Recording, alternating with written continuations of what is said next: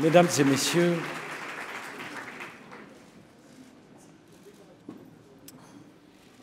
il y a 3 ans, presque jour pour jour, j'étais venu installer la première conférence nationale du handicap.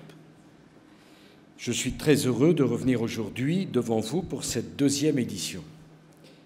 Nous avions fait ensemble le premier bilan de la mise en œuvre de la loi du 11 février 2005, cette loi qui est devenue notre référence commune pour mesurer les progrès réalisés et surtout le chemin qui reste à parcourir.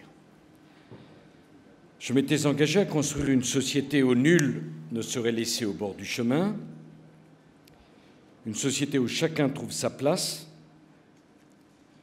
une société où la différence est reconnue comme une richesse à mettre en valeur. Se mobiliser pour les personnes handicapées n'est pas une démarche comme les autres. C'est une action qui vient consolider les fondements de la République. Vous qui êtes réunis aujourd'hui, vous incarnez la solidarité la plus essentielle, celle qui s'adresse aux citoyens les plus fragiles, celle qui manifeste notre respect pour l'humanité et la fraternité qui l'accompagne. Vous incarnez la force du lien social à l'endroit de ceux qui en ont le plus besoin. Pour fixer le cap des 3 années à venir, nous devons faire ensemble le bilan. Un bilan lucide, un bilan franc de nos engagements collectifs. Le chantier est immense, je sais vos attentes, je connais vos préoccupations, je mesure votre impatience et sans doute à votre place, j'aurai la même impatience. Mais si nous regardons le chemin parcouru depuis 2008, il y a beaucoup de victoires, petites et grandes, qui doivent nous encourager à poursuivre notre action. Depuis 4 ans, la Nation a fait un effort sans précédent en direction des personnes handicapées. En 2010, l'effort financier que la collectivité consacre aux personnes handicapées a dépassé 36 milliards d'euros. Depuis 2007, malgré une crise d'une violence inouïe, ce budget pour les handicapés a augmenté de 15%. La France entière s'est mobilisée, depuis les collectivités locales jusqu'à l'État, dont le budget consacré aux personnes handicapées a augmenté de 6% chaque année depuis 2007. 6% chaque année depuis 2007.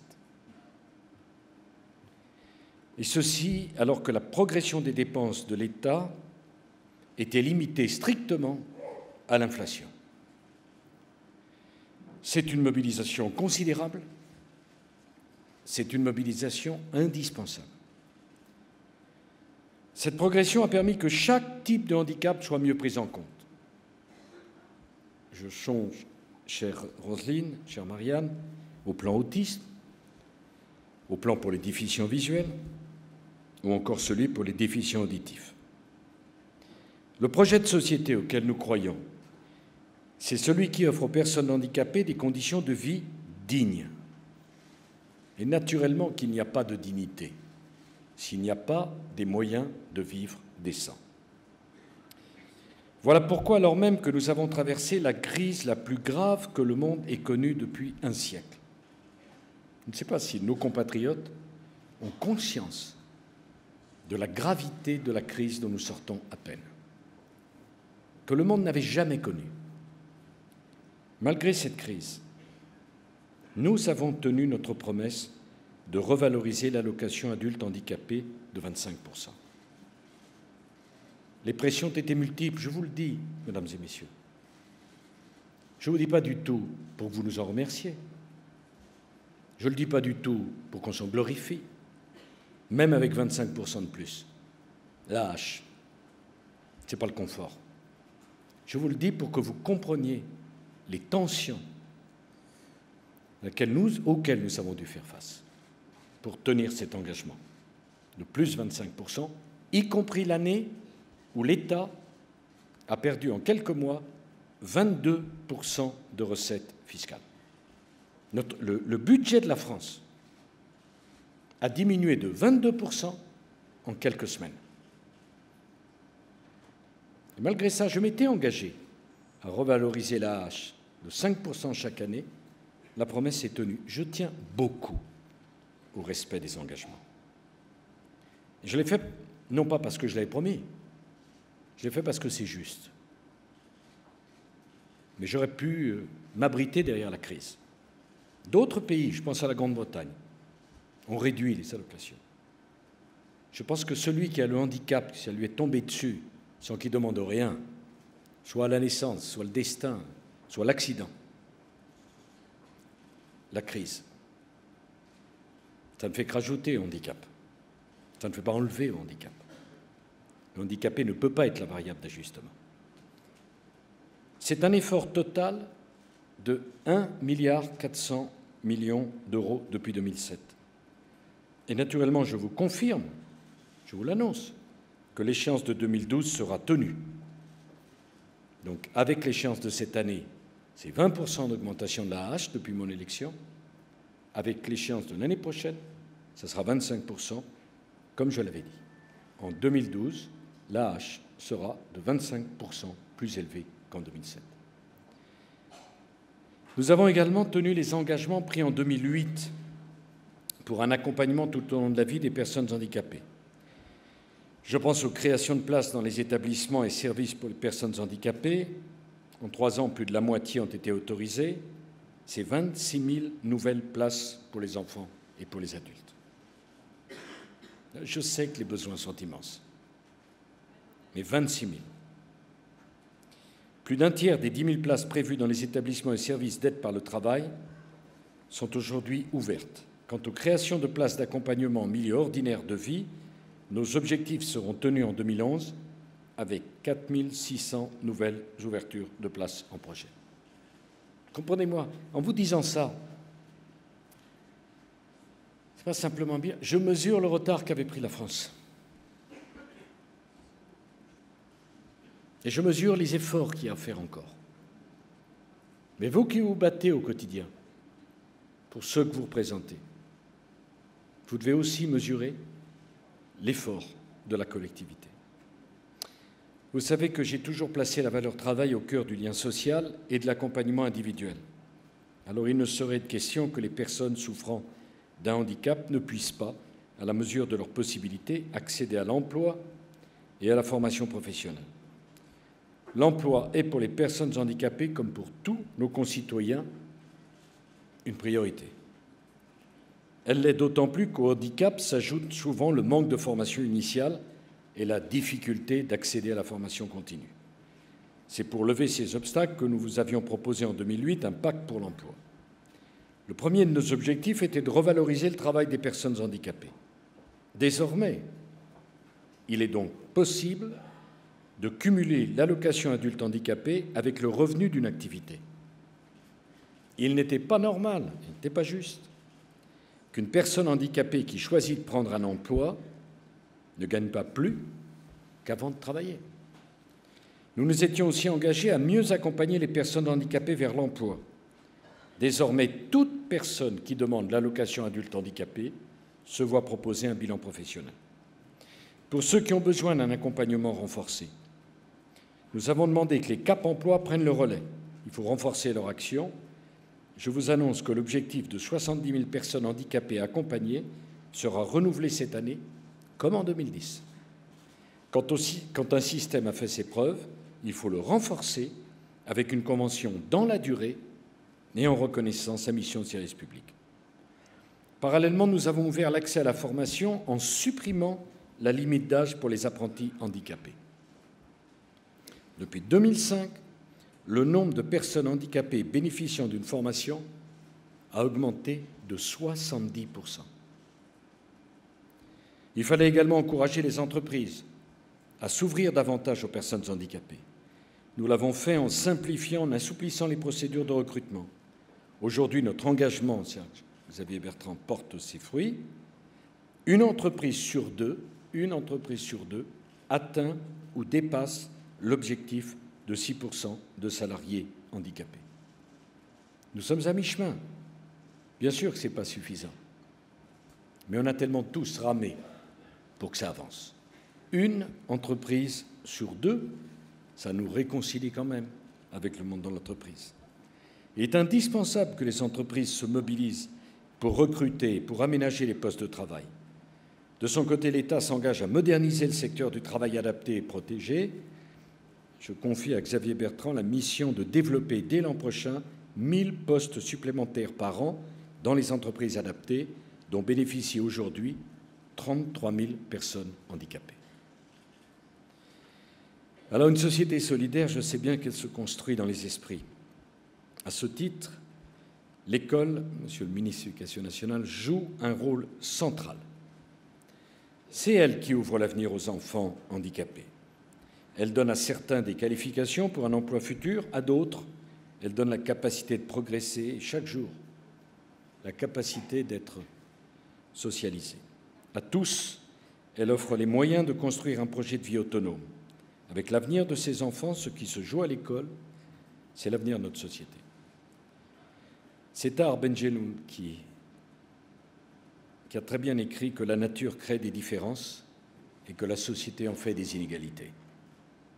Tahar Ben-Jelloun qui lui-même, je ne crois pas trahir un secret, un jeune enfant trisomique, je me permets de le dire, non pas pour faire une indiscrétion, mais parce que lui-même l'a dit, j'en ai souvent parlé avec lui.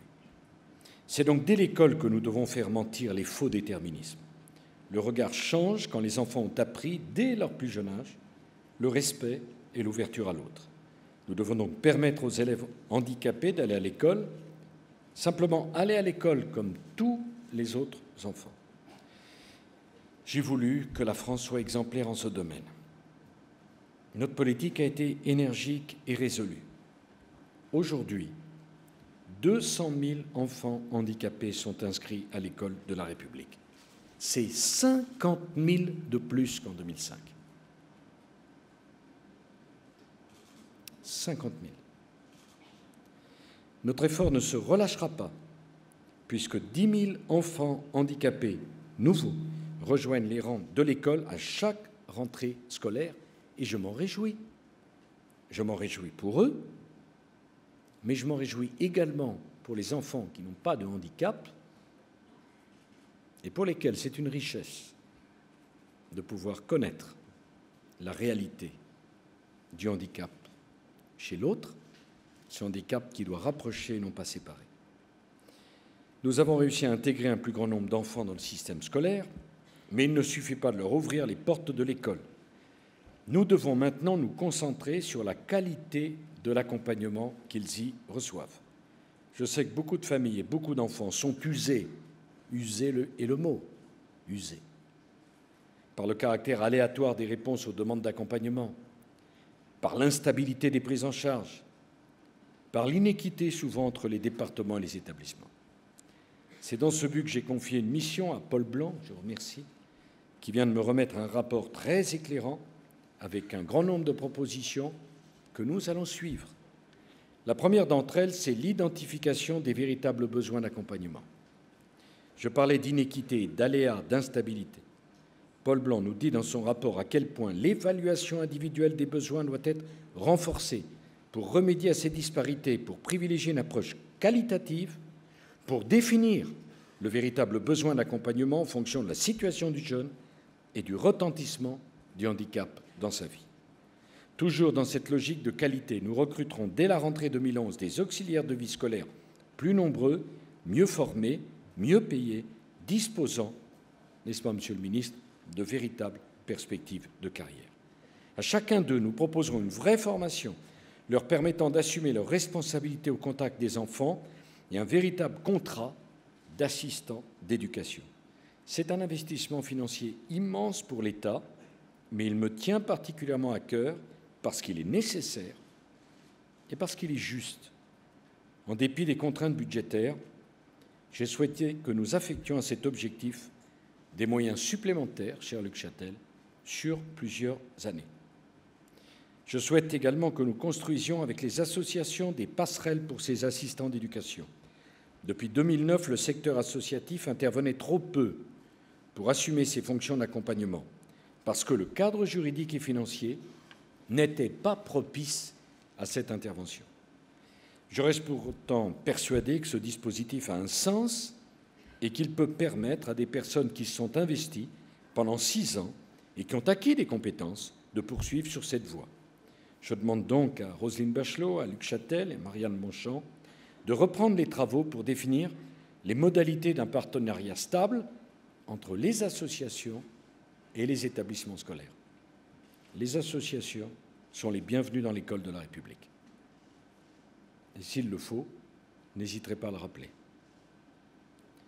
Ainsi, nous allons rompre avec le recours aux contrats aidés, qui, il est vrai, nous ont permis de faire face à l'augmentation très forte des besoins, mais qui ne permettent pas d'assurer un accompagnement de qualité.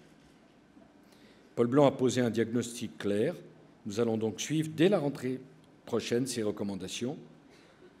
Au fond, nous ne sommes pas dans le toujours plus, mais dans une solution adaptée aux besoins des enfants, toujours mieux. Je demande à Luc Châtel de prendre toutes les dispositions nécessaires pour déployer rapidement ce nouveau mode d'accompagnement dans le souci de la qualité, de la stabilité, de la visibilité pour les parents. C'est une priorité majeure de la rentrée de septembre 2011. Si vous le voulez bien, je ferai le point avec les associations après cette rentrée pour voir si nous avons été au rendez-vous. Nous devons également songer à ce qui vient après l'école lorsqu'un enfant handicapé devient adulte. Quelle solution pouvons-nous alors lui proposer, à lui et à sa famille? Il s'agit d'un cap extrêmement difficile, source d'angoisse, parce que si le jeune handicapé vieillit, ses parents aussi, et de façon proportionnelle, et ils se disent « qu'est-ce qui va se passer après nous ?» C'est un cap qui cristallise les résistances de notre société face au handicap. C'est ce que montre très bien la philosophe Julia Kristeva dans le livre « Leur regard perce nos ombres », le recueil de sa correspondance avec le fondateur de l'Arche. Nous devons réfléchir à la question des étapes de la vie et à la continuité des engagements. Qu'est-ce qu'on fait d'un handicapé adulte? On ne peut pas le garder chez soi, simplement, sans aucune perspective. À quoi servirait de l'avoir socialisé pendant son éducation, pendant l'école, et tout s'arrête après? N'oublions pas le sens de notre action. Ouvrir la cité pour chacun, quel que soit son handicap et quel que soit son âge. Déjà, les mentalités évoluent, les regards changent. Nous avons des exemples fantastiques. Je pense à ce sprinter, Pistorius, équipé de 2 prothèses et qui est en train de défier les coureurs du circuit traditionnel en révélant des possibilités inouïes que nous ouvre la technologie quand elle est, comme chez lui, associée à une volonté indomptable. C'est vrai dans le domaine de l'art.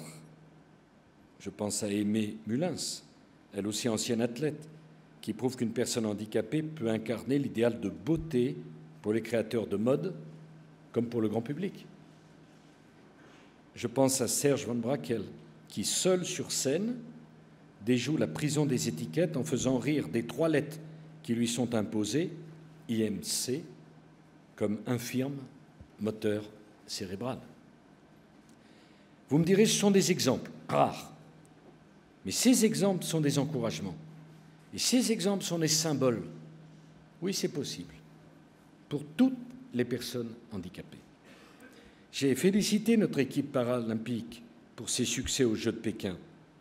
Et comme tous les Français, j'ai admiré Philippe Croizon, amputé des 4 membres, qui a traversé la Manche à la nage. Je l'ai reçu. Et ça m'a beaucoup appris de parler avec lui. Tout récemment, j'ai reçu le témoignage d'une mère de famille dont le fils, paralysé à la suite d'un grave accident de la route, avait perdu le goût à la vie. Eh bien, elle m'a raconté qu'en voyant un reportage sur Philippe Croizon, son enfant a retrouvé l'envie d'accomplir de grandes choses. Pas forcément des exploits médiatiques, simplement des objectifs personnels qui donnent un sens à la vie de chacun d'entre nous. Je pense à ces mères déficientes visuelles qui se réunissent autour d'Edith Weld pour apprendre à s'occuper d'un tout petit et avant tout à faire confiance à leur amour maternel. Chaque personne handicapée doit pouvoir avoir un projet et se réaliser au travers de ce projet.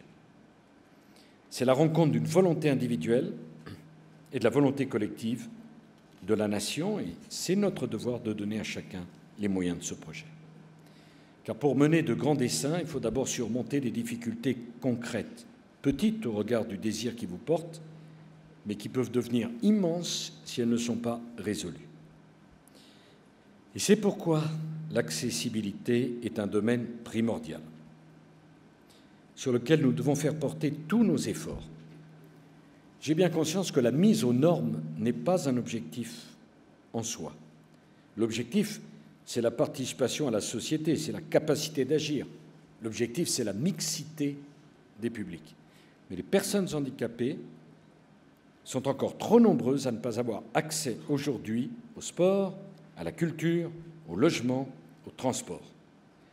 Dois-je rappeler que notre horizon est 2015 ? Je ne céderai pas sur cette échéance. Ce serait d'ailleurs une étrange façon de gouverner que de se fixer un objectif ambitieux, puis de reculer l'exigence au fur et à mesure qu'on s'en approche. Il ne nous reste donc plus que 3 ans. Faisons de chaque jour une journée utile. Ne baissons pas les bras, soyons inventifs, innovants, déterminés.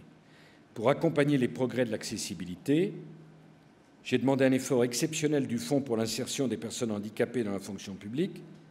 150 millions d'euros seront débloqués pour rendre accessibles les écoles de la fonction publique et aménager davantage de postes pour les agents handicapés, tout particulièrement dans les petites communes. La politique du handicap ne concerne pas seulement les personnes handicapées, ni même les quelques 20 millions de Français qui ont un membre de leur famille ou un proche handicapé. Elle nous concerne tous parce que les difficultés auxquelles nos compatriotes handicapés sont confrontés révèlent le chemin qui nous reste à parcourir pour construire une société tout simplement humaine. Sur ce chemin, les personnes handicapées elles-mêmes, les familles et toutes les associations ont un rôle essentiel que je tiens bien sûr à saluer. Sans les associations, votre rôle de précurseur, votre rôle d'aiguillon, votre insatisfaction structurelle est normale. Ça oblige les pouvoirs publics à avancer. Et c'est ça la démocratie. J'ai entendu à cet égard les craintes des associations concernant le projet de décret sur le fonctionnement des commissions des droits et de l'autonomie des personnes handicapées. J'ai donc demandé à Roselyne et à Marianne de surseoir à la publication de ce texte, de renégocier le contenu, notamment l'article 3, en veillant à clarifier le rôle de chacun, comme le prévoit la loi de 2005. On a suffisamment de difficultés, vous et nous, à résoudre. Ne créons pas de difficultés s'il y a un malentendu. Prenons le temps d'en discuter et de revenir à des choses que chacun comprendra. Dans le même esprit, je souhaite que l'on valorise davantage encore l'implication des acteurs de terrain. Je veux notamment saluer la façon dont les associations se sont pleinement appropriées les maisons départementales des personnes handicapées. Pour que chacune devienne véritablement la maison des personnes handicapées, nous devons améliorer leur fonctionnement. Tel est le sens des propositions du sénateur Paul Blanc, propositions qui ont mon soutien et qui seront examinées par le Sénat avant la fin de ce mois. Et je sais que ce texte doit beaucoup aux travaux des associations. Mesdames et messieurs, comme je vous le disais en commençant mon intervention, se mobiliser pour les personnes handicapées n'est pas une démarche comme les autres. Notre mobilisation collective est cruciale. Ici joue la vision que nous avons de l'avenir et de la place de l'homme dans cet avenir. Voilà pourquoi le gouvernement s'est récemment opposé aux modifications que certains souhaitaient apporter aux lois de bioéthique. Le progrès, ce n'est pas d'avancer vers une humanité toujours plus perfectionnée, suivant un modèle unique érigé en idéal. Ce n'est pas ma conception. Je crois à la diversité. Je suis convaincu que nos difficultés, nos faiblesses, nos différences sont finalement au cœur de ce qui nous rend plus humains et qu'elles nous enrichissent. Et le handicap, c'est toujours quelque chose qui m'a beaucoup frappé. Quand on en parle, quand on le voit de l'extérieur, on a l'impression que c'est l'étranger, c'est l'autre, c'est tellement éloigné. Et quand on y réfléchit, on s'aperçoit que la personne handicapée, ça aurait pu être soi-même. Elle est nous-mêmes. Elle est nous-mêmes. Elle est une personne. Et que la seule différence, c'est qu'elle a rencontré le destin, la maladie, l'accident, la génétique, le hasard. Ça peut arriver à tout le monde,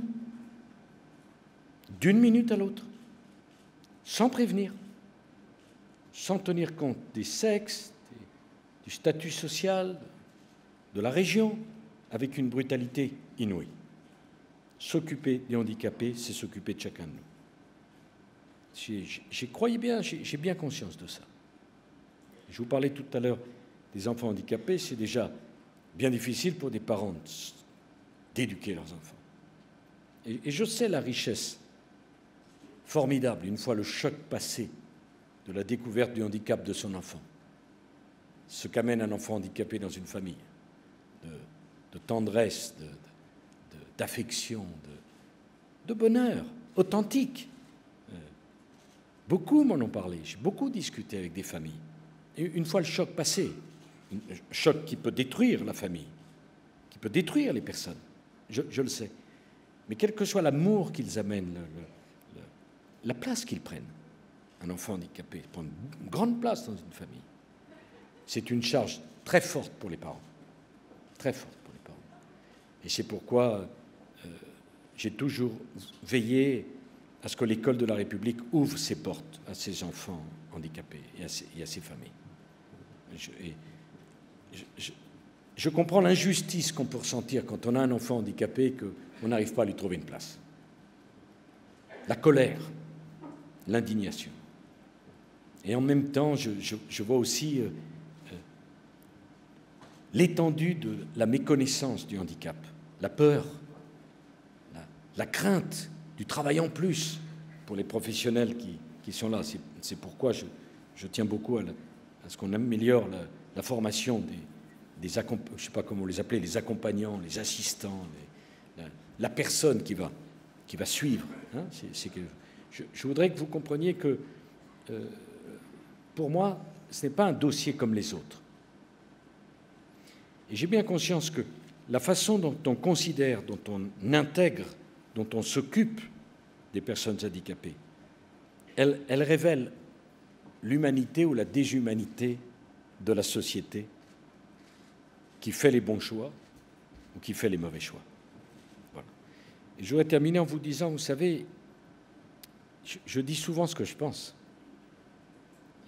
C'est assez rare que je me force pour dire des choses que je ne pense pas. Toute la journée, j'ai des demandes où le mot solidarité revient en permanence, car c'est une caractéristique de notre pays que chacun estime avoir le droit à la solidarité tout de suite. Je pense que l'exigence du monde du handicap, c'est certainement la plus justifiée. Certainement la plus justifiée. Et c'est pourquoi j'ai souvent rencontré les dirigeants de vos associations. C'est pourquoi j'ai toujours compris l'impatience qui est la vôtre, parce que, encore une fois, à votre place, j'aurais la même impatience. Je la comprends. Vraiment, je vous demande de croire ça. Et si j'ai fait le bilan de ce que nous avons engagé, chère Rosine, ensemble, ne croyez nullement que ça soit parce qu'on est autosatisfait. On est satisfait de rien. Je mesure le chemin qui reste à accomplir. Mais j'ai voulu vous dire cela parce que c'est aussi un message d'espoir pour vous que de montrer que tout n'est pas mensonge, tout n'est pas parole en l'air, tout n'est pas promesse factice, qu'il y a des engagements qui sont tenus, que votre travail n'est pas inutile, que votre colère, que votre impatience portent des fruits. Au fond, ce que nous avons fait, c'est votre bilan aussi. Et le chemin parcouru, c'est le fruit de votre action aussi. Et au fond, qu'est-ce qu'il y a de plus satisfaisant pour une association que de se dire ça progresse? Naturellement qu'on n'est pas arrivé, c'est sûr, mais ça progresse. Voilà. Et c'était ce message d'espoir que je voulais partager avec vous. Je vous remercie.